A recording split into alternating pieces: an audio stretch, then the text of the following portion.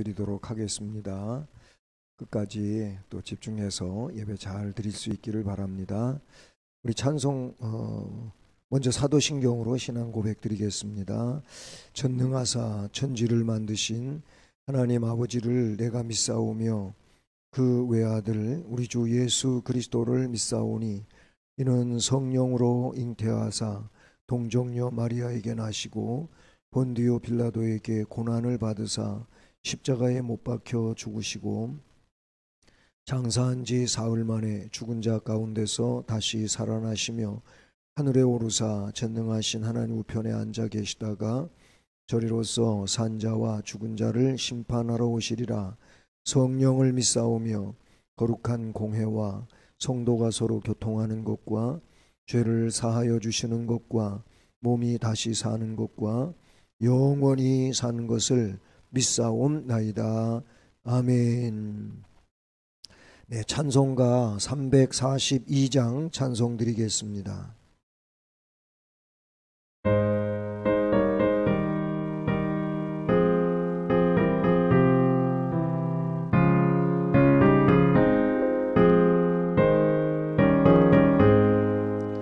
너 시험을 당해 죄 짓지 말고 너 용기를 다해 못 물리치라. 너 시험을 이겨 새 힘을 얻고 주 예수를 믿어 늘 승리하라.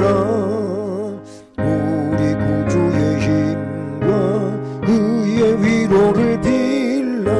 주님 내 편에 서서 항상 도우시리. 내 친구를 삼가 잘 선택하고 너 언행을 삼가 늘 조심하라. 너 열심을 다해 늘 충성하고 온 정성을 다해 주 봉사하라. 우리 구주의 힘과 그의 위로를 빌라.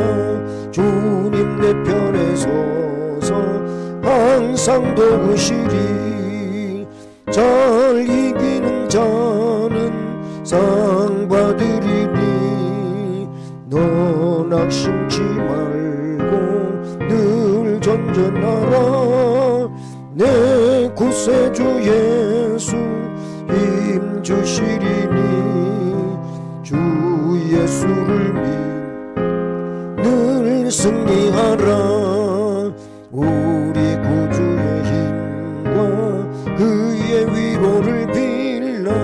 주님 내 편에 서서 항상 도우시리. 아멘.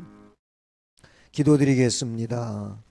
은혜 주시기를 즐거워하셔서 예배드리게 하시고 예배를 통하여 하나님께 영광을 돌리며 하나님의 은혜를 받을 수 있도록 귀한 시간 허락해 주셔서 감사드립니다. 예배 자리에 함께한 모든 주의 백성들에게 이 시간도 성령으로 충만하게 하시고 말씀을 깨닫는 지혜가 있어 심령이 말씀에 의하여 복을 받으며 또 주님이 기뻐하시는 일들을 위해 새롭게 결단하는 복된 시간이 되게 하여 주옵소서.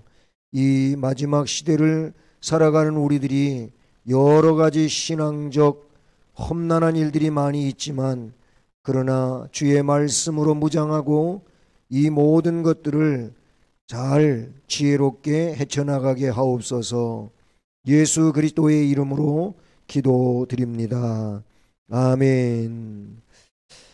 네, 오늘 말씀은 마가복음 13장 3절 말씀부터 13절까지 말씀입니다. 마가복음 13장 3절로 13절 말씀 함께 말씀 봉독하시겠습니다.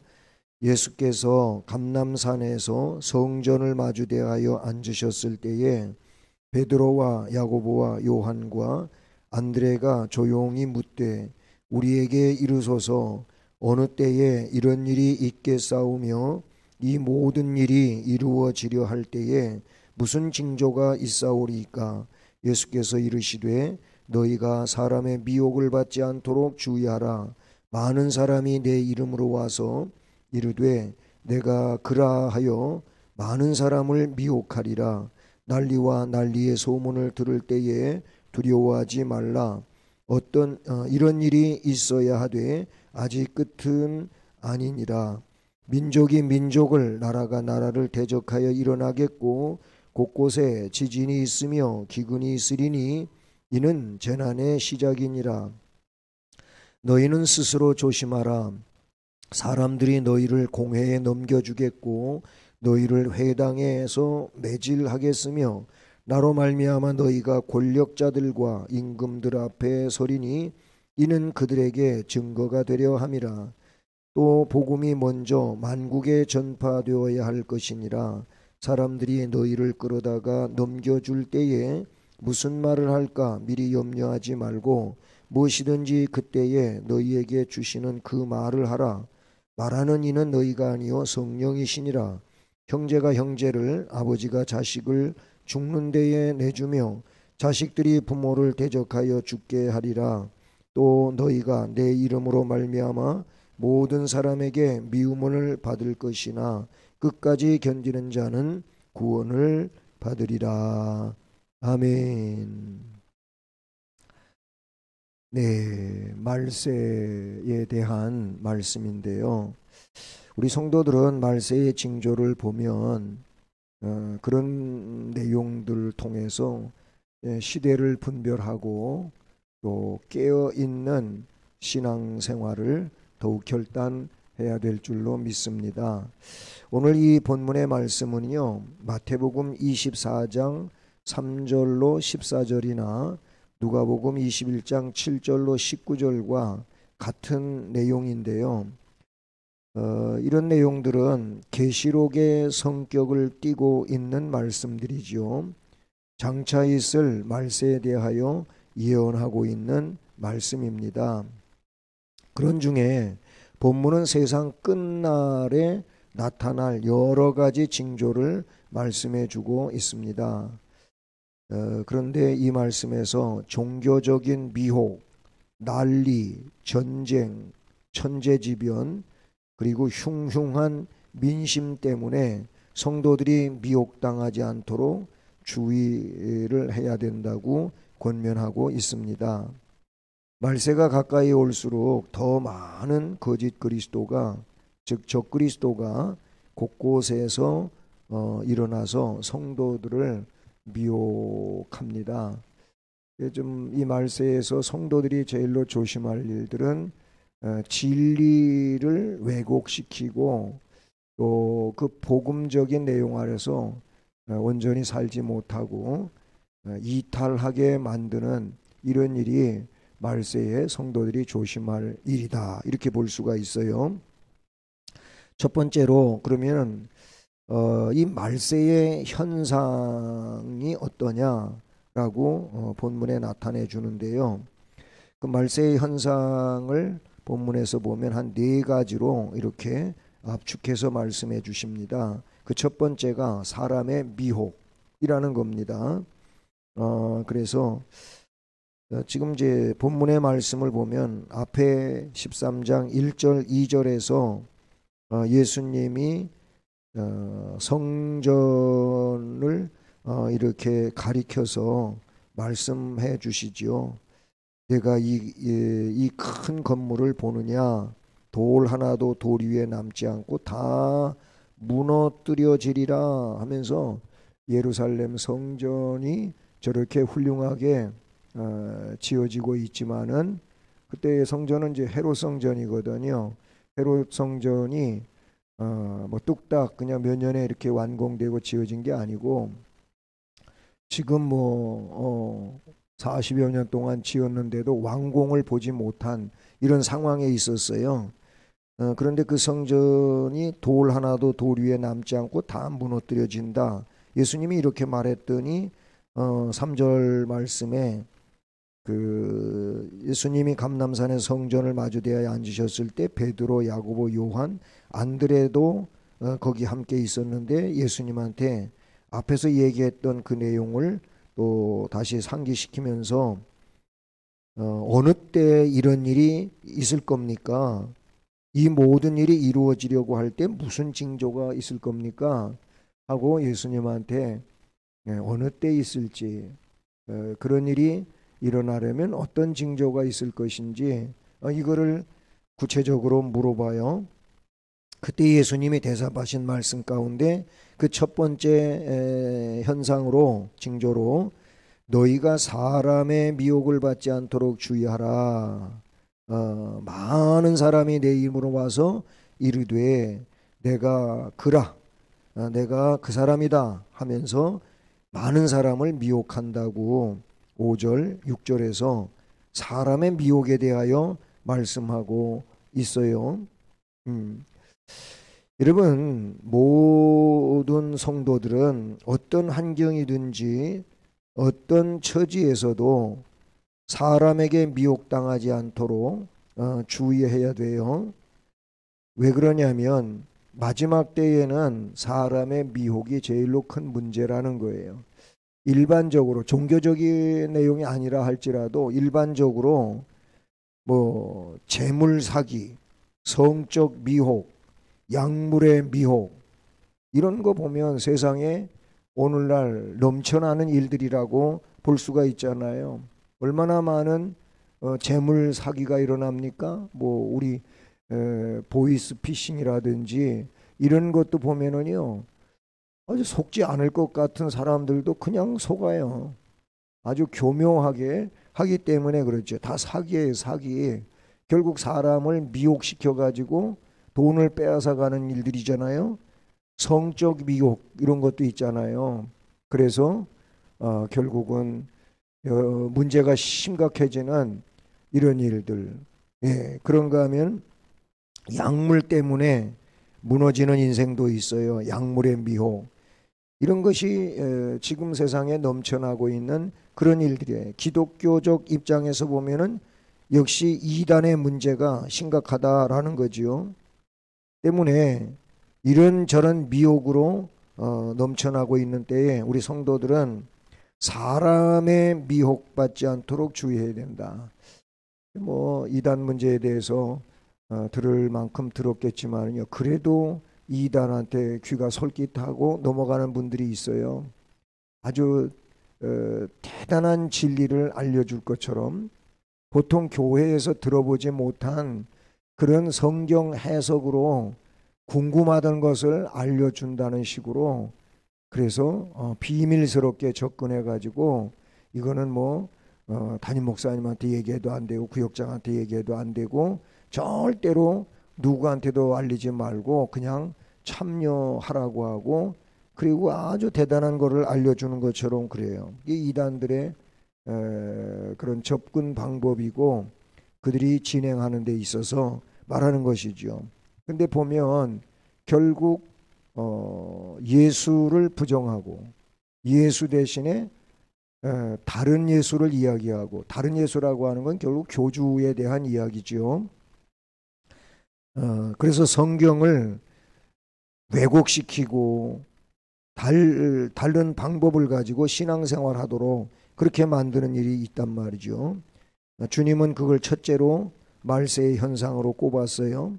그 다음에 두 번째 내용은 7절에 보니까 난리와 난리의 소문을 들을 때에 두려워하지 말라, 그렇게 말씀하십니다. 여기서 난리는 전쟁을 말하는 거예요.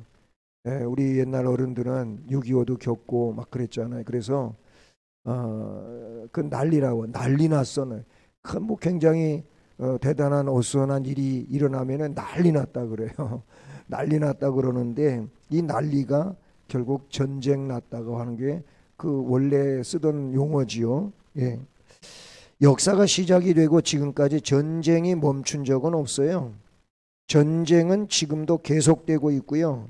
이러한 전쟁은 세상의 종말에는 더욱 심화돼서 나라가 나라를, 민족이 민족을 막 서로 대항해서 싸우는 전쟁이 세계 곳곳에 있을 것을 말씀해 주고 있는 걸 보지요. 러시아가 우크라이나를 침공해 가지고 지금 전쟁 중에 있잖아요. 이런 전쟁이 뭐 러시아와 우크라이나 문제만이 아니고 한동안 그 공산권이 해체되면서 동유럽 쪽에 공산권 이 소비에트 연방에 속해 있던 나라들이 독립이 되면서 독립하려고 민족 간의 분쟁이 있었던 일들이 얼마나 많이 있었습니까?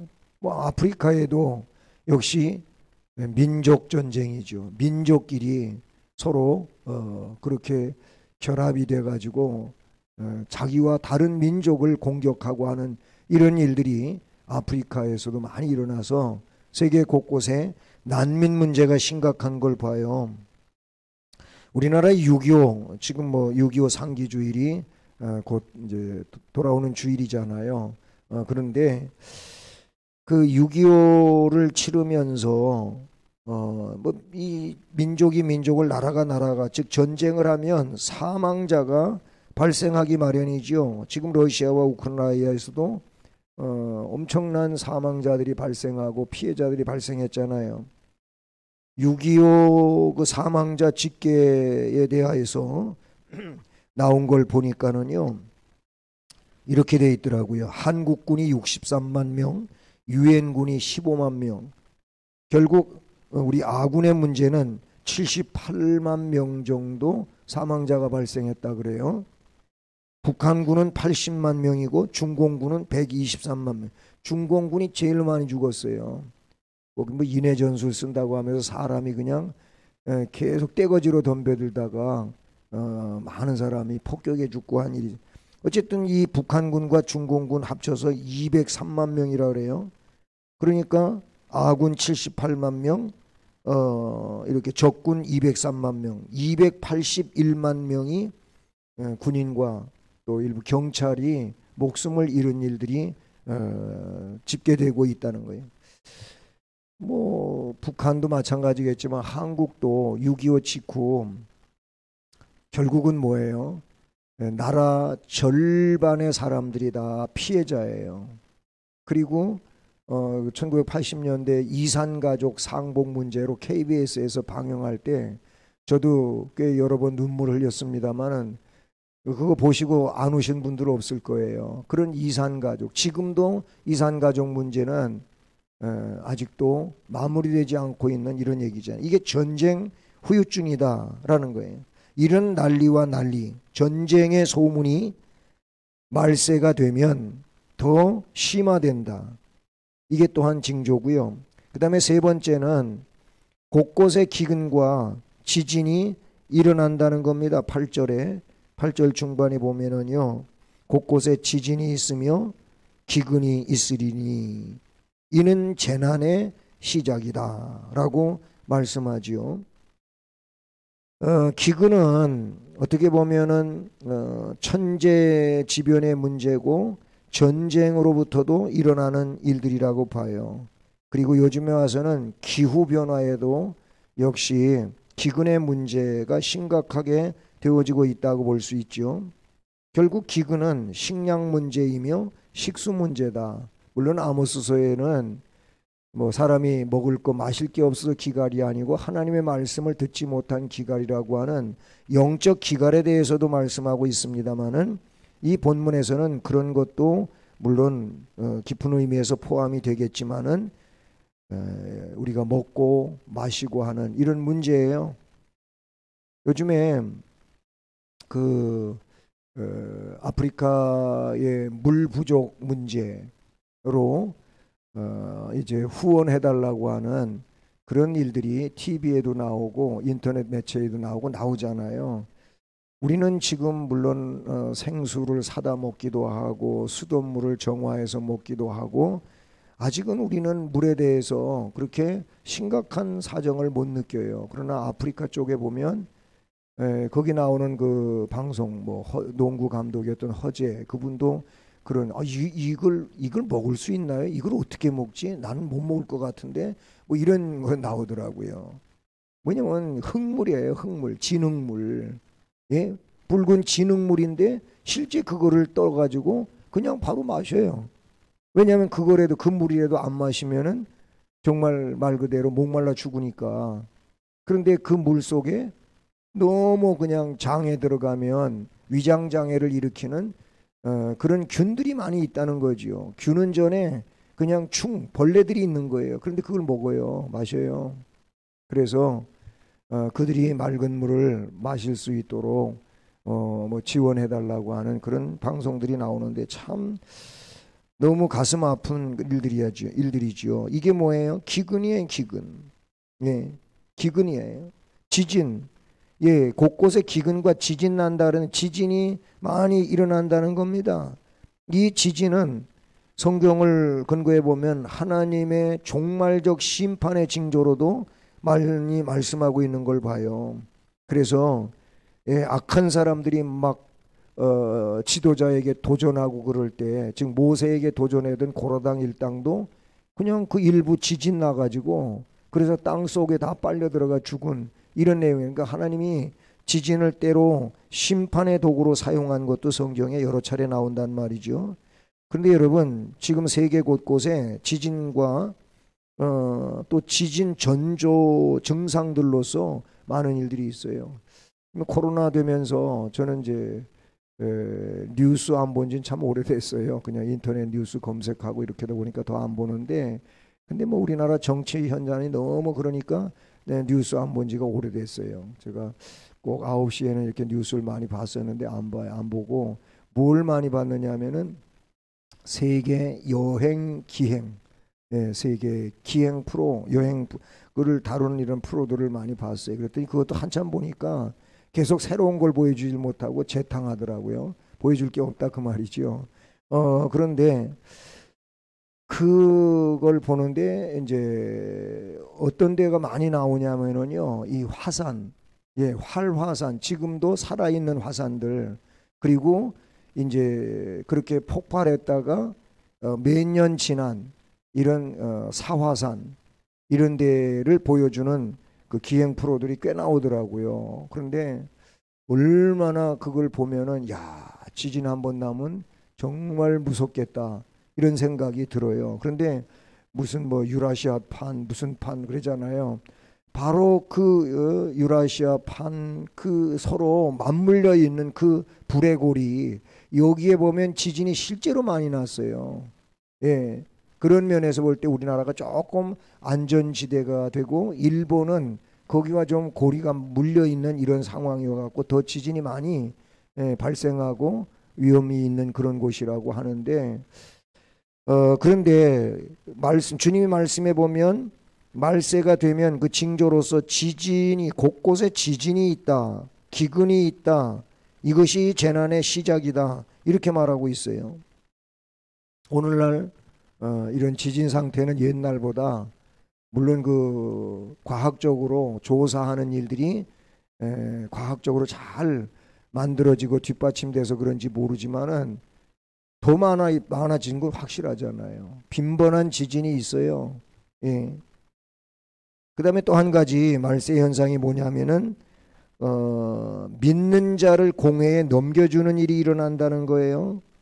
그리고 그 말씀이 9절에 나오는데 너희는 스스로 조심하라. 사람들이 너희를 공회에다 넘겨준다. 너희를 회당에서 매질한다. 나로 말미암아 너희가 권력자들과 임금들 앞에 서게 된다. 이는 그들에게 증거가 되게 되려 함이라. 이런 말씀이 말씀되어지고 있는 것을 우리가 볼 수 있지 않습니까? 결국 뭐예요? 신앙적 박해가 신앙인들에게 있게 된다는 말씀이 요한계시록에도 이런 말씀을 마지막 때에 잘 표현해주고 있는 걸 봐요. 성도들은요, 신앙 때문에 겪는 고난이 있을 거라는 겁니다. 초대교회의 많은 성도가 신앙 때문에 박해를 받았어요. 코로나를 겪으면서 신앙인들이 얼마나 박해받았습니까? 교회가 굉장히 이상한 기관같이 매도되고 그래서 이게 다 뭐예요? 말세에 있을 어떤 박해의 내용이라고도 볼 수가 있는 거예요. 오늘날에 이렇게 세계 도처에서 반기독교 세력이 등장해요. 우리나라 안에서도 뭐 이런 안티들이 있잖아요. 막 기독교 얼마나 폄하하고 욕하는 이런 사람들이 있잖아요. 예? 반기독교적 세력인 이슬람 문제가 얼마나 심각합니까? 이슬람이 다 그렇다는 얘기는 아니지만은 뭐 우리가 주동 얘기하는 IS 같은 이런 그 극단적인 노선에 있는 사람들, 뭐 기독교는 완전히 다 없애버려야 된다고 하는 사람들이 IS 계통이라고 볼 수가 있죠. 예.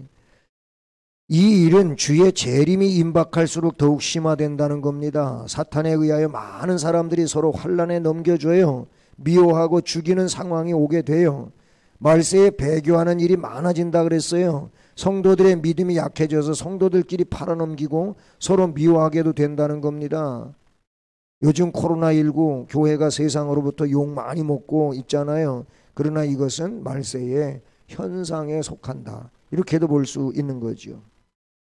자, 말세의 현상은 그렇고 그 다음에 나오는 얘기가 크게 두 번째로 그리스도인의 고난의 문제를 주님이 말씀하셨어요. 예. 성도가 짊어져야 할 십자가가 있다고 말하는 것이죠. 많은 사람들은요, 예수님의 고난을 외면한 채 주님과 함께 누릴 영광만 자꾸 생각을 해요. 그 영광을 위하여 지금 십자가의 길을 가야 되고 또 주어진 사명을 감당해야 되는데 그렇게 하고 나서 영광에 이르는 거잖아요. 이런 길을 가지 않으면 주님 그랬잖아요. 좁은 길로 가라고, 좁은 문으로 들어가라고 그랬잖아요. 왜? 그 좁은 문, 좁은 길이 끝에 가서 생명의 길이라고 그랬어요. 그러나 사람들은 좁은 문, 좁은 길을 가는 것보다는 넓은 문을 들어가거나 넓은 길로 가기를 좋아한다 그래서. 왜? 가기가 너무 쉬우니까. 여기서 그렇게 쉽다고 하는 건 뭐예요? 그냥 편리한 거예요. 신앙생활 하는 데에도 뭐 이래도 되고 저래도 되고 어쨌든 그거는 쉽잖아요. 그러나 십자가의 길을 가라고 하면은 왠지 이상하게 불편하고 조금 거부 반응이 일어나기도 하고 그러는데, 근데 여러분 생명은 그 길을 가야 된다고 주님이 말씀하시면서, 그래서 너에게 맡겨진 십자가를 지고 나를 따라와라 주님이 말씀하셨던 거 아닙니까? 네. 이렇게 이 길을 가야 됨에도 불구하고 주님과 함께 누릴 영광만 바라보고 있다면 이게 신앙생활에 온전할 수가 없는 거지요. 예, 성경은 고난은 성도가 받을 영광을 위한 교두보가 되고 이것을 통해 그리스도의 복음이 증언된다고 분명코 말씀해 주시지 않았어요? 말세에는요, 그리스도인은 고난을 받으며 그 길을 가야 되는데, 그런데 이상하게도 십자가를 거부하는 자들이 많이 생겨난다는 거예요. 네, 우리는 신앙을 앞세워 자기의 유익을 추구하는 자들을 종종 볼 수 있지 않아요? 말세에는 이렇게 신앙으로부터 돌아선 배교자들이 끊임없이 일어나게 된다는 겁니다. 주를 믿고 따르는 자들은 그들의 거짓으로 인해 많은 상처를 받고 또 여러 가지 고민에 빠지기도 하고 그래요. 네, 십자가를 거부하는 자들이 생겨나요. 그리고 거짓 선지자들의 위협이 뒤따른다는 거예요. 만일 성도들이 하나님을 바로 바라보지 않을 때 거짓 선지자의 외적인 기적, 표적 또는 감언이설로 인해서 넘어질 수밖에 없어요. 그러므로 우리는 말씀에 굳게 서야 되고 거짓 선지자의 미혹에 넘어가지 말아야 할 것입니다. 우리 그리스도인은 꼭 주님 말씀 따라서 십자가를 지고 구별된 경건한 신앙의 길을 가야 된다는 겁니다. 그러면서 이 말세가 되어 갈수록 이 말세를 살아가는 우리들이 해야 할 일이 뭐냐면 주님의 재림과 복음 전파에 힘써야 된다. 즉 재림을 소망하고 복음 전파를 힘써야 된다. 이렇게 오늘 말씀은 말씀해 주고 있어요. 네. 복음의 의미가 뭡니까? 복음은 죄인을 그리스도께로 부르는 복된 소식이 복음이지요. 죄인을 그리스도에게로 초청한 복음은 이제 복음 안에 거할 것을 명령하지요. 복음은 그것을 받아들이는 자에게 새로운 생명을 부여해 주고요.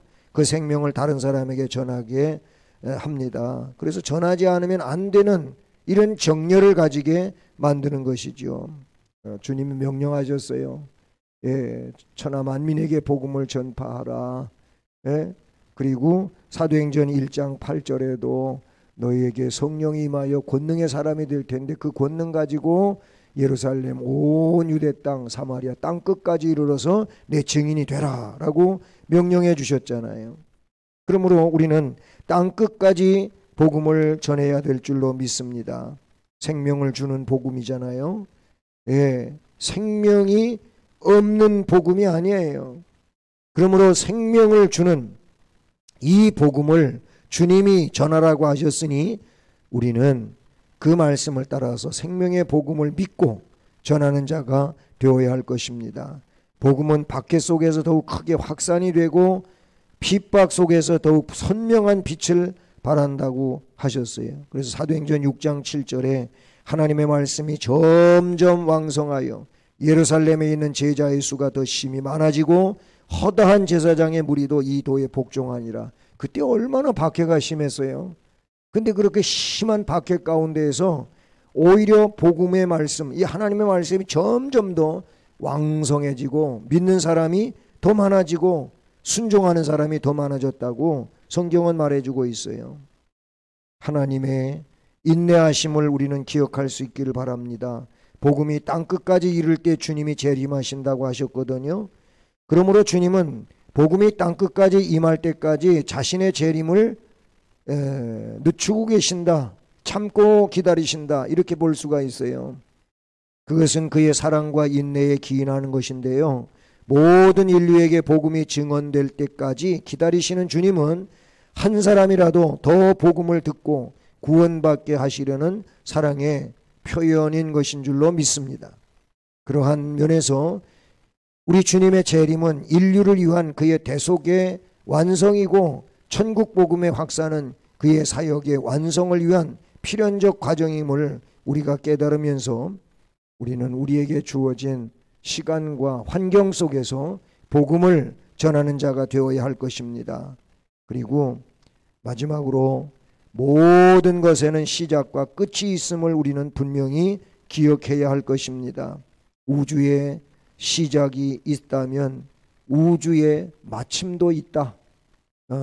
또는 인류의 시작이 있으면 역시 인류의 끝의 문제도 있을 것이다. 복음의 시작, 구원의 시작, 주님에 의한 모든 것이었음을 우리는 기억해야 합니다. 종말을 위한 그의 예정은 이미 창조 이전에 수립된 것이었고요, 그 계획에 의해 주님은 세상의 모든 피조물과 인간을 인도해 가시는 줄로 믿습니다. 여러분, 우리 모두 말세의 징조를 보면서 신앙생활을 더 철저히 하기를 원합니다. 그리스도인으로서 신앙을 지키기 위해 고난이 있지만 끝까지 승리하는 자 되기를 바랍니다.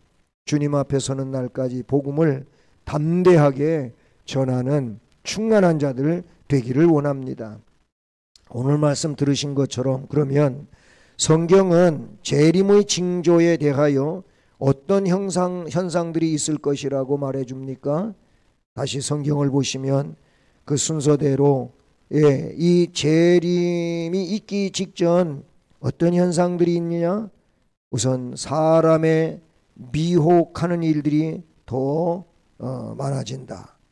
두 번째, 전쟁의 소문이 있다. 세 번째, 기근과 지진이 심화된다. 네 번째, 박해. 그리스도를 믿는 자들을 박해하는 일들이 뒤따른다. 이게 성경에서 말씀해 주고 있는 재림의 징조 현상들이다. 이렇게 볼 수가 있고요. 그 다음에 그렇다면 오늘날 어떤 부분들을 볼 때 성경에서 말하는 말세의 징조라 보여지느냐 하는 거예요. 우리가 지금 살아가는 이 세상 속에서 어떤 부분이 성경에서 말하는 말세의 징조라고 볼 수 있느냐라는 거예요. 그건 말씀 본 대로 이단 문제, 이단 문제. 우리 한국에도 이단 문제, 지금은 제일로 이단 문제가 심각한 게 신천지 문제하고 하나님의 교회 문제인 것 같아요. 여호와 증인은 너무나도 오래되고 그래가지고 사람들이 다 알고 그래서 별로 그거는 그렇게, 그런데 이 신천지는 뭐 코로나19 시작점에서 굉장히 떠들썩한 문제였는데 그 이후에 이들이 포교하는 방법이 많이 더 달라졌어요. 네, 그전 같지 않아요.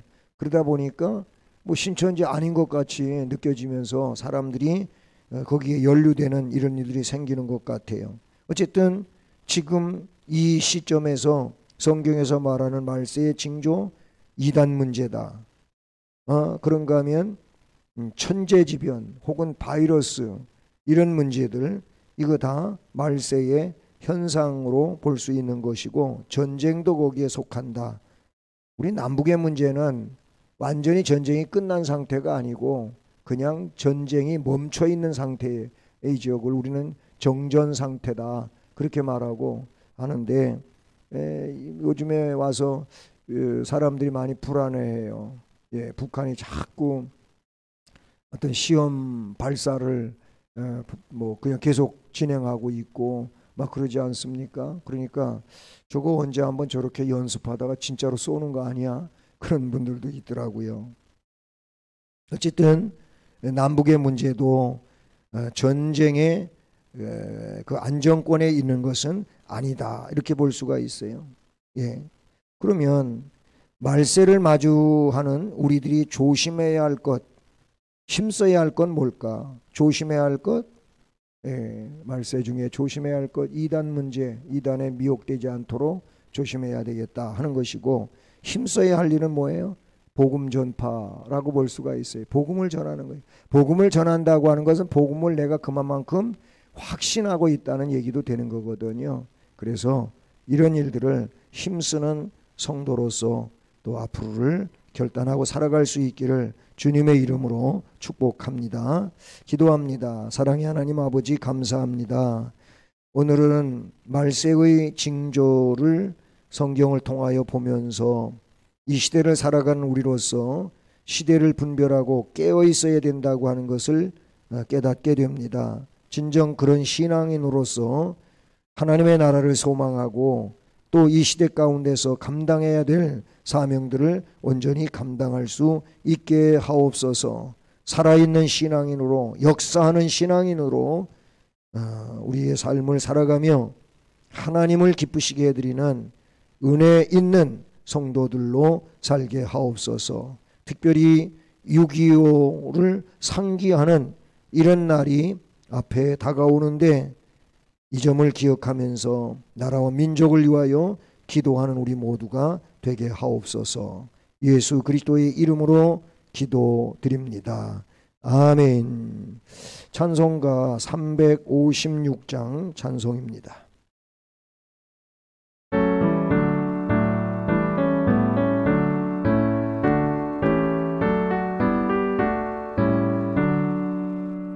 주 예수 이름 소리 높여 찬송 드리니 그 거룩하고 그 신영광 널리 퍼지네. 나의 영혼 싸울 때 나의 영혼 싸울 때 주 나의 대장 되시사 나를 인도하소서. 큰 죄에 빠져 종된 백성 놓아주시고 그 영광 나라 백성 되게 하여 주소서. 나의 영혼 싸울 때 나의 영혼 싸울 때 주 나의 대장 되시사 나를 인도하소서. 내 영의 원수 이길 힘을 누가 주시랴.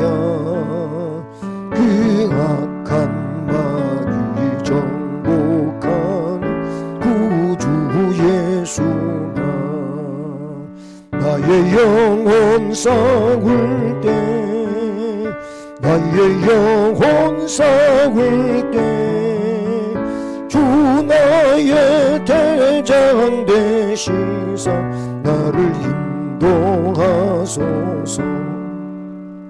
내 사망 고통 면케 하사 새 사람 되고 새 힘을 주사 승리 생활하게 하소서. 나의 영혼 싸울 때, 나의 영혼 싸울 때, 주 나의 대장 되시사 나를 인도하소서. 아멘.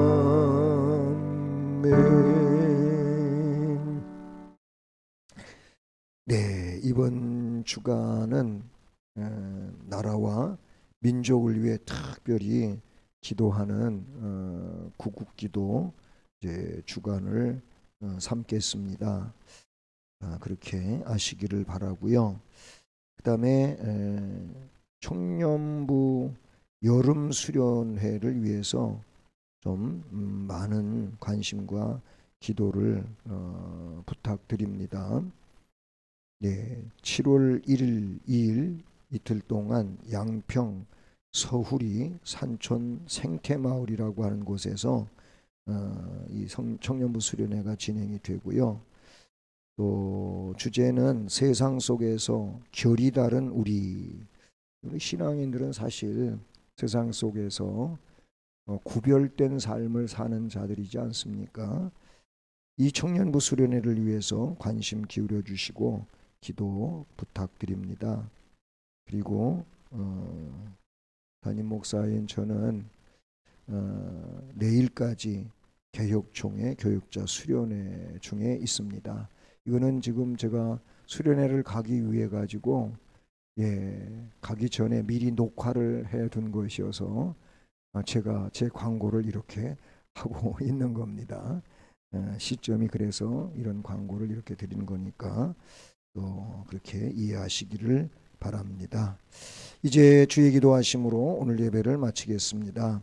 하늘에 계신 우리 아버지여, 이름이 거룩히 여김을 받으시오며 나라에 임하시오며 뜻이 하늘에서 이루어진 것 같이 땅에서도 이루어지이다. 오늘날 우리에게 일용할 양식을 주옵시고 우리가 우리에게 죄 지은 자를 사하여 준 것 같이 우리의 죄를 사하여 주옵시고 우리를 시험에 들게 하지 마옵시고 다만 악에서 구하옵소서. 되게 나라와 권세와 영광이 아버지께 영원히 있사옵나이다. 아멘. 아멘. 네, 예배 마쳤습니다. 감사합니다.